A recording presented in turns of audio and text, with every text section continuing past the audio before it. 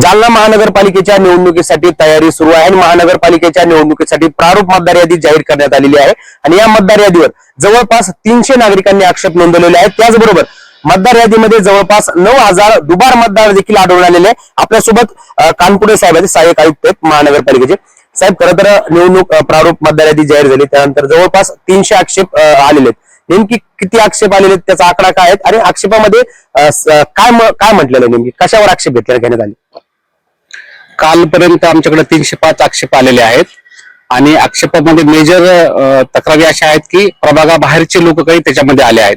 तर आम्ही सर्व आक्षेप व्हेरीफाय करणार आहोत आणि प्रत्येक वोटर व्हेरीफाय करून जे प्रभागाबाहेर आहेत ते त्या प्रभागात आम्ही शिफ्ट करणार आहोत आणि कोणाची चुकीची हरकत असेल म्हणजे कोणाचं चुकीचं म्हणणं असेल तर ते आम्ही करणार नाही। दुबार मतदाराचा विषय आहे, तर मतदार यादीमध्ये किती दुबार मतदार नेमके आढळून आलेले आहे आणि आपण कशी ते व्हेरीफाय केली? 9000च्या जवळपास दुबार मतदार आढळून आलेले आहेत। 10 डिसेंबर रोजी प्रभाग न्याय यादी आम्ही अंतिम करणार आहोत आणि प्रभाग न्याय यादी अंतिम केल्यानंतर आमचे जे 9000 दुबार वोटर आहेत त्यांच्याकडे आम्ही प्रत्येक नगरपालिकेचा माणूस पाठवणार आहोत आणि त्याच्याकडून एक फॉर्म भरून घेणार आहोत की आपण कोणत्या प्रभागात मतदान करणार। तो ज्या प्रभागात मतदान करणार असेल तिथे आम्ही त्याला ठेवणार आहोत आणि दुसऱ्या जागेवर त्याला दुबारचा शिक्का मारणार आहोत। म्हणजे शहरामध्ये 9000 जे दुबार मतदार आहेत ते तुम्ही व्हेरीफाय केलेले आहेत, म्हणजे पूर्ण मतदार यादी तुमची व्हेरीफाय झाली का त्यापैकीच एवढे निघलेत की अजून व्हेरीफाय होणे बाकी आहे? पूर्ण व्हेरीफाय झाले, तेवढेच वोटर आहेत दुबार।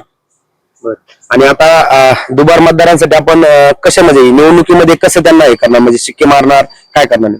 तेच ना, आम्ही प्रत्येकाच्या घरी जाणार, 9000 वोटर्स आहेत त्यांच्या घरी जाणार। 9000 म्हणजे दुबार आहेत ते 4500 लोकांच्या घरी आम्हाला जावं लागेल आणि त्यांच्याकडून आम्ही फॉर्म भरून घेणार आहोत की बाबा तुम्ही कुठं मतदान करणार, कोणत्या प्रभागात करणार आणि ज्या प्रभागात तो मतदार भरून देईल तो तिथे राहील, त्याचं नाव तिथे क्लिअर राहील आणि दुसऱ्या ठिकाणी त्याच्यावर दुबारचा आम्ही शिक्का मारू, त्याला तिथे मतदान करता येणार नाही।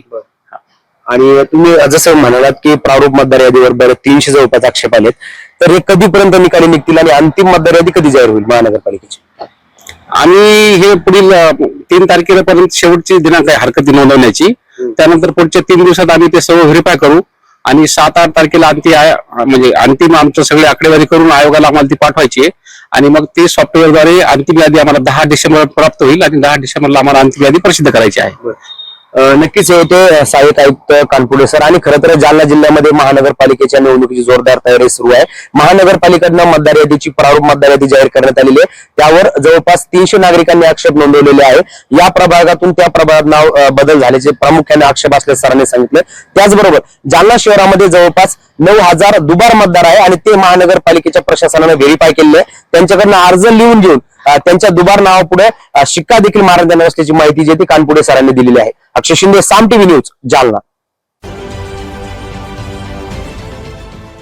देश विदेशातील प्रत्येक घडामोडींचे लाईव्ह अपडेट मिळवण्यासाठी आता साम टीव्हीच्या सर्व सोशल मीडिया प्लॅटफॉर्मला लाईक, फॉलो आणि सबस्क्राईब करा।